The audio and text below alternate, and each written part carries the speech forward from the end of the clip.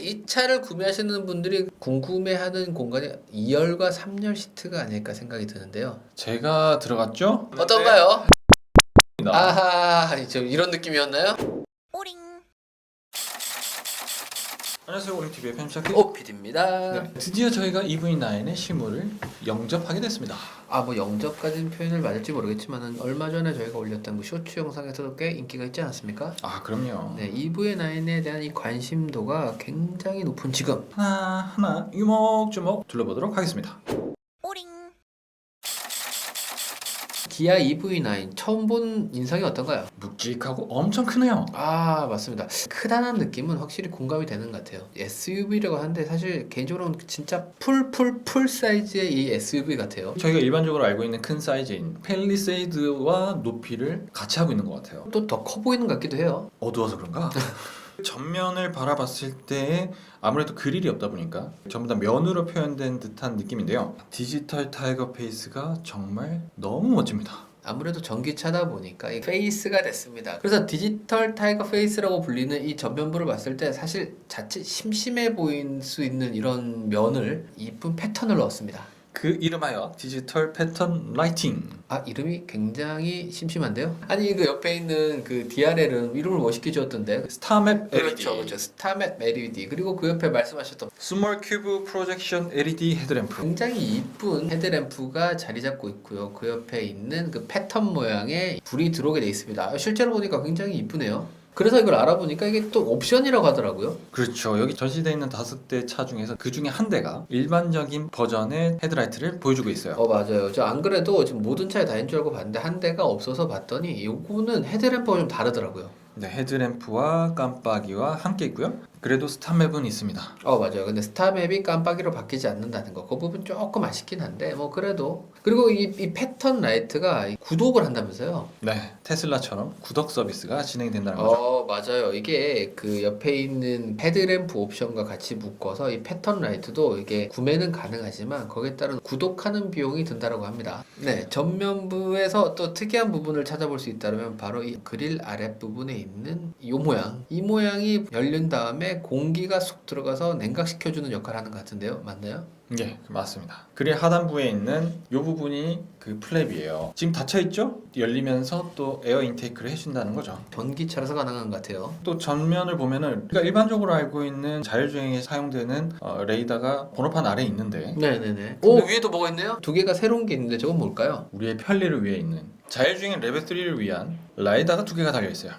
드디어 이 차에도 레벨 3의 자율주행이 들어가는군요. 그리고 이제 전면부로 봤을 때 제가 매우 궁금했던 부분이 하나 있었는데요. 바로 프렁크입니다. 또 이게 전기차 아니겠습니까? 맞습니다. 이 프렁크가 사실 약간 테슬라나 이런 차보다 조금 아쉬운 부분이 있던 것도 사실인데요. 왜냐면 뭐 아이오닉 6 보셨죠? 있습니까? 아니 있긴 있죠. 대부분 이게 또 좀 좁고 이러다 보니까 많은 분들이 그냥 전기차 충전 케이블 정도 넣고 다니고 그러고 계시거든요. 생색만 낸 거죠. 뭐 그렇긴 한데 이번 EV9 차가 크니까 더 넓겠죠? 출자 타임.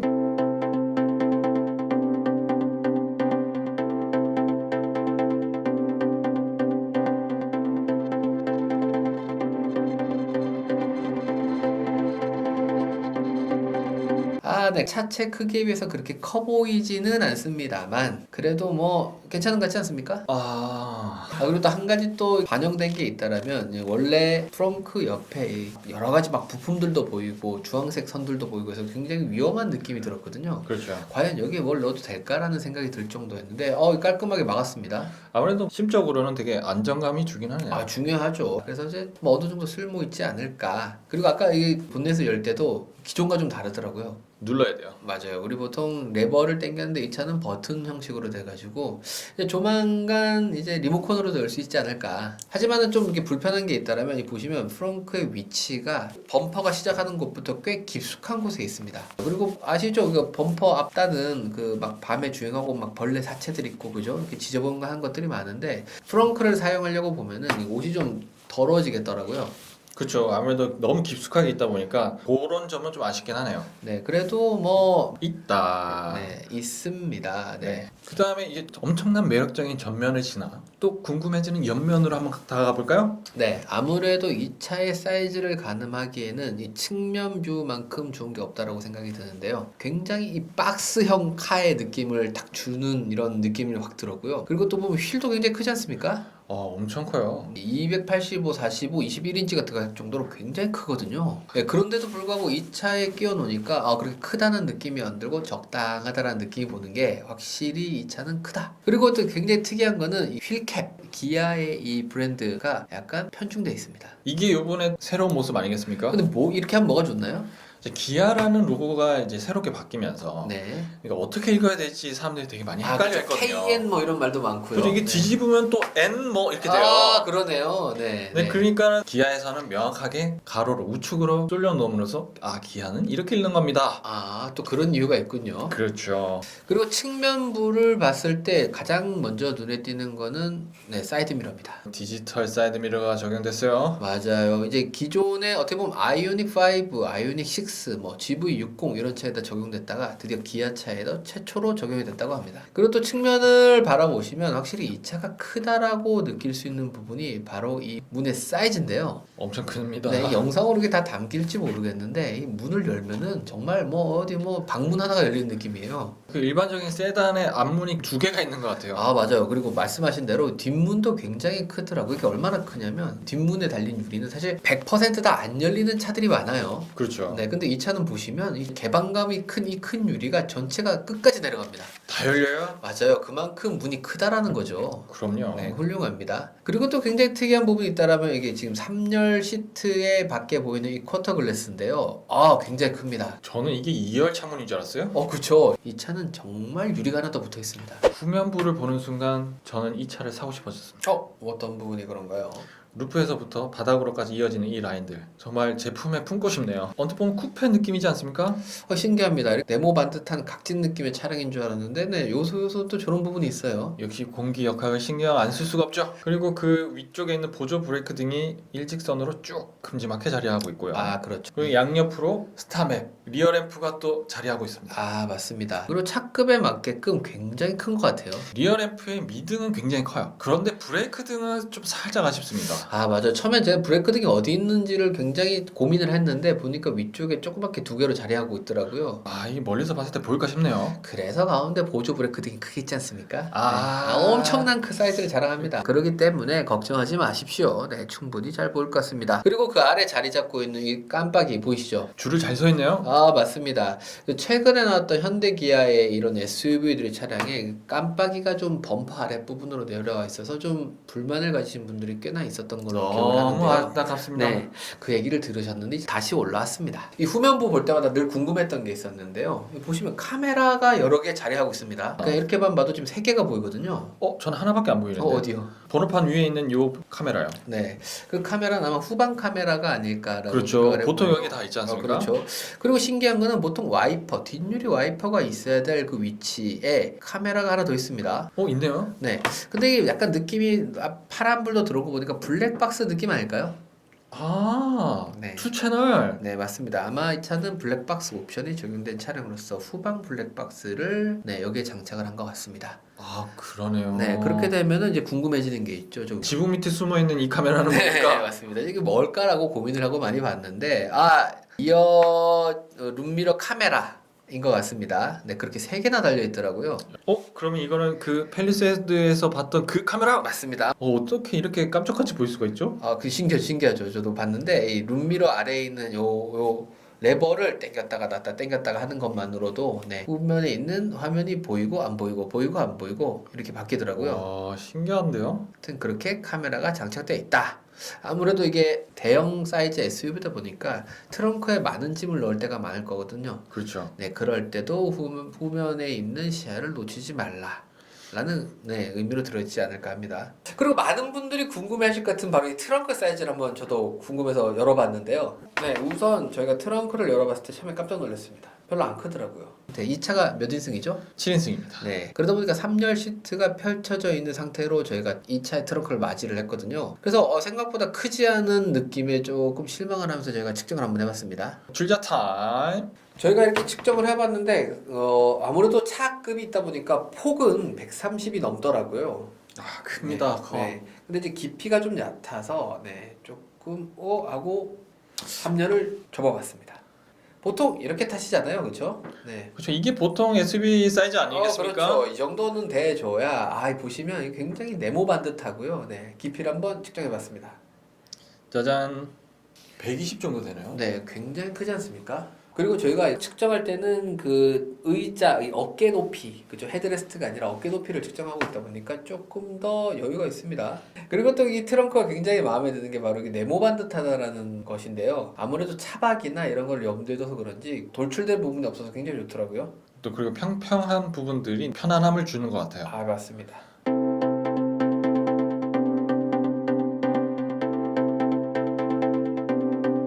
근데 보통 이 정도인데 차박을 한다면 한 번 더 접지 않을까요? 맞습니다. 저희도 안 그래도 줄자를 들고 언제 재야 되나 기다리고 있었는데 어떤 분이 아니나 다를까 여쭤보시더라고요. 옆에 기아 직원분한테. 저기까지 길이가 얼마나 되나요? 그래서 제가 나타났습니다. 줄자를 가지고. 짜잔. 제가 한번 재보겠습니다. 실제로 2열까지 눕혔을 때는 굉장히 평탄화가 되어 있는 부분을 볼 수 있고요. 광활합니다. 광활해. 맞습니다. 그리고 중요한 게 있습니다. 2열 시트는 슬라이딩이 됩니다. 아. 그래서 지금 저희가 측정하는 부분은 사실은 저기 슬라이딩을 제일 뒤로 해놨기 때문에 더 여유가 있다고 보셔야 될 것 같고요. 그래서 이렇게 측정을 했을 때 길이가 185입니다. 185요. 네, 185. 네, 웬만한 성인 남성. 네, 우리 편집자 K의 키죠. 네. 네, 저보다 조금 크네요. 사실 좀 평탄화를 조금 포기하고 이 2열 시트를 좀 앞으로 슬라이딩을 해버리면 그 사이에 공간이 한 30cm 정도 더 나와요. 와. 네, 그렇게 따지면 거의 뭐 2m에 육박하는 이런 공간을 사용할 수 있거든요. 이거는 차박하란 얘기죠. 또 그렇게 생각이 드는 부분이 이 트렁크 왼쪽 부분을 보시면 트렁크 열고 닫을 수 있는 버튼이 별도로 마련되어 있습니다. 아, 그러네요. 네, 이 부분은 아무래도 이제 그 트렁크 차박하고 나가려면 사실 트렁크를 다시 열어야 되지 않습니까? 그렇죠. 그럴 때 쉽게 열 수 있도록 별도의 버튼이 마련되어 있습니다. 그리고 또 커버까지 있는데요. 그건 왜 있을까요? 불필요하게 눌려지지 않게끔 커버로 막아둠으로 좀 더 안정성을 가했다. 맞습니다. 좀 굉장히 디테일하지 않습니까? 야, 그 220V도 있어가지고 어, 여기서 맞습니다. 그냥 자야 되겠어요? 250에 16A입니다. 좋습니다. 네. EV9에 탑승을 하기 위해서 문을 열었을 때 첫 번째로 놀라는 부분은 바로 이 문에 보면 이 디자인이 굉장히 마음에 듭니다. 사진으로 봤었던 것보다 훨씬 더 아름답네요. 맞습니다. 네, 그리고 이 EV9이 또 많은 분들이 궁금해 하실 것 같은데 이 탈 때 너무 높지 않느냐라는 궁금증이 많이 있더라고요. 그렇죠. 그래서 그것도 저희가 측정을 해봤습니다. 우선 바닥에서부터 차체 높이가 약 한 25cm 정도 되더라고요. 그리고 이 차량의 바닥, 배터리가 있는 부분의 높이가 약 한 20cm 정도로 측정이 됐습니다. 그래서 승객이 탈 때 약 한 45cm 정도의 높이를 이제 발을 들고 타야 되는데요. 이게 어느 정도 높이인지 좀 감이 안 오시죠? 그래서 저희가 다른 차를 측정을 해봤더니 대부분 그렇더라고요. 아. 여느 SUV와 다르지 않다. 아, 그래서 아까 전에 X7이나 GV80을 측정하고 오신 거군요. 맞습니다. 뭐 왠지 그 같이 덩치 큰 애들은 좀 높아 보이잖아요. 그래서 그렇죠. 네, 다른 대형 SUV와 높이가 비슷하더라. 그래서 뭐 타는데 그렇게 불편함은 없더라. 네, 그리고 실내에 처음 탔을 때 느껴지는 느낌은 굉장히 최신형 트렌드를 따라갔다. 사실 저는 가장 궁금했던 게 바로 여기 계기판과 내비게이션 사이에 있는 이 공조 컨트롤러인데요. 아, 저도 되게 궁금했어요. 네, 이거 생각보다 저 깜짝 놀랐습니다. 처음에는 어떻게 보면 그 클러스터와 내비게이션 사이에 약간 이렇게 동떨어져 있는 느낌이 들지 않을까라는 생각을 했는데 굉장히 일체형 같았습니다. 지금 봐도 일체형 같고요. 또 봐도 일체형 같아요. 그리고 또 굉장히 밝습니다. 선명하게 잘 보긴 하더라고요. 맞아요. 이 공조 컨트롤러 자체는 일체형 같고 굉장히 마음에 드는데 조금 단점이 있다라면 이 운전석에서 공조 컨트롤을 바라봤을 때 이게 핸들에 가리거든요. 조작이 어렵죠. 네네. 요런 시야에서 보여요. 지금 보시면은 약간 요 정도 시야에서 보이는데 저는 이 부분이 굉장히 불편하다고 생각합니다. 그런가요? 네. 오른쪽에 그 공조를 위한 스위치가 몇 개가 있다 하지만 어느 정도 올려야 되는지에 대한 수치를 봐야 되지 않겠습니까?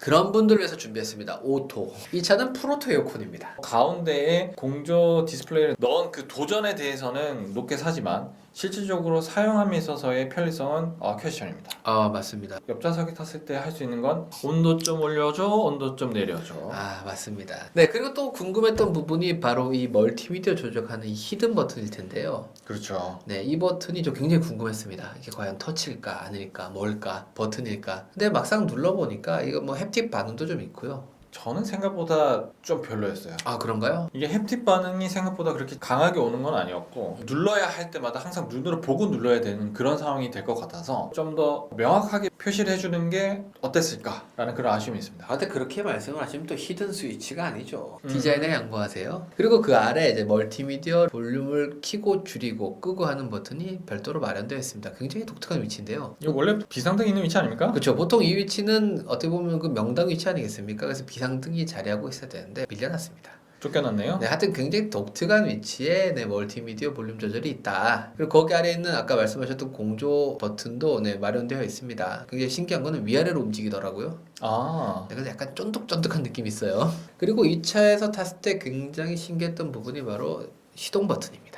어디 있죠? 아니나 다를까 네, 좀 헤매고 있으니까 옆에 직원분들이 알려주시더라고요. 여기 있습니다. 짜잔. 짜잔, 레버 형태로 되어 있는 네, 변속기가 달려 있습니다. 네, 그리고 또 핸들을 보게 되면은 독특한 버튼이 하나 있더라고요. 저 버튼이 뭘까요? A? 오토? 외부에서 보셨지만은 이 차는 자율주행 레벨 3를 대응하기 위한 차량이라고 합니다. 아, 그리고 그 왼쪽 핸들 아래 버튼 보면은 네, 좀 독특한 버튼이 하나 있죠. 곱하기 2. 네, 아까 말씀드렸던 본닛을 여는데 이제 버튼 형식으로 변경되었습니다. 한 번 누르면 안 열리나요? 그렇죠. 아무래도 두 번 눌러야 열리도록 되어 있습니다. 안전을 위한 장치겠죠. 이 차를 구매하시는 분들이 궁금해하는 공간이 2열과 3열 시트가 아닐까 생각이 드는데요. 무엇보다도 3년 아니겠습니까? 아 맞습니다. 네, 3열부터 볼까요? 네, 우선 2열 시트를 접고 3열로 들어갔을 때 어떤가요? 2열 시트를 뒤로 쭉 밀고 나면은 제가 발이 들어갈 틈이 없습니다. 아하, 좀 이런 느낌이었나요? 네, 이렇게 지금 아, 이제 몰랐습니다. 네. 힘들었습니다. 아. 의자 자체는 괜찮아요. 근데 네. 레그 공간이 너무 없었어요. 아 맞습니다. 말씀하신 대로 이 3열도 이 리클라인이 됐었거든요. 그래서 그렇죠. 등받이 각도 조절이 되니까 네, 편안하게 앉을 수 있었는데 반면에 무릎 공간이 그렇게 넉넉하진 않더라고요. 네, 그래서 무릎 공간을 살리기 위해 2열 시트를 좀 조정을 해봤죠. 맞습니다. 2열 시트가 슬라이딩이 되거든요. 네, 그랬더니 무릎 공간도 생기고 괜찮은 포지션을 가질 수 있었습니다. 맞습니다. 2열 시트를 제가 제일 앞으로 갔다가 제일 뒤로 가는 이런 것들을 해봤거든요. 그렇죠. 네, 제일 앞으로 갔을 때는 편집객께서 반응이 굉장히 좋았습니다. 네. 제일 뒤로 가니까 아 하고 소리를 질거든요. 네, 죽을 뻔했습니다. 그래서 봤을 때 사실 2열 시트를 슬라이드 제일 앞으로 해도 2열 시트는 그렇게 불편하지 않았습니다. 좀 넉넉하게 앉고 싶으면 2열 시트를 약 중간 정도의 슬라이딩 위치를 하면은 네, 적절한 사이즈의 공간을 확보할 수 있습니다. 네, 그래서 저 정도의 조정이 있어야 무릎 공간이 나올 수 있었습니다. 그래서 이 차는 사실 카니발보다는 조금 작은 느낌이 있어요. 그래도 크다. 아 맞습니다. 3열을 쓸 수도 있다. 그렇죠. 네. 아마 이 부분이 제일 궁금하지 않았을까 합니다. 그리고 2열로 잠깐 옮겨봤을 때 이 차는 몇 인승이죠? 7인승요? 네, 그 기아가 자랑하는 그 스웨이블 시트가 적용되어 있는 차량은 아닙니다. 아마 이 차는 살 때 7인승도 많이 선택하실 것 같은데 2열 시트가 지금 3인승으로 되어 있거든요. 네, 그렇게 봤을 때도 네, 충분히 3명이 앉고도 남을 만한 공간이라고 생각합니다. 널찍해요. 맞습니다. 게다가 바닥에 터널이 없습니다. 맞죠. 전기차의 장점이죠. 3명이 앉아도 너끈하다. 그리고 또 신기한 거는 이 공조 컨트롤러가 천정에 달려 있습니다. 네, 이런 느낌 어디서 많이 봤죠? 카니발? 카니발. 네, 아무래도 이 카니발의 느낌을 줄 수가 없는 부분도 확실히 있습니다. 네, 지금까지 EV9 실물을 둘러봤습니다. 네, 아무래도 그 자리에서 EV9에 관심을 가지시고 있는 분들이 굉장히 많더라고요. 지금 엄청 기다렸어요. 맞습니다. 다들 이쁘다, 마음에 든다, 사이즈도 좋다, 뭐 기능도 좋다, 아주 만족감을 표현하고 있는데 한 가지 걱정되는 게 있더라고요. 사고는 싶은데 그렇죠. 마음에는 드는데 그쵸. 대형 SUV 전기차를 기다리셨던 분들이 이 차 나오면 무조건 살 거야 라고 많은 분들이 말씀하셨는데 이 가격대가 사실 좀 궁금합니다. 네, 이 가격 일단 요 정도 7천 뭐 이상의 가격대를 형성을 한다고 하면 보조금도 50%밖에 못 받기 때문에 선택에 있어서는 고민이 될 것 같긴 합니다. 네, 지금까지 EV9에 대해서 한번 알아봤고요. 나중에 가격이 공개되고 옵션이 공개되면 다시 한번 더 돌아보도록 하겠습니다. 네, 지금까지 우리 TV의 편집자 K 네, 오피디였습니다. 감사합니다.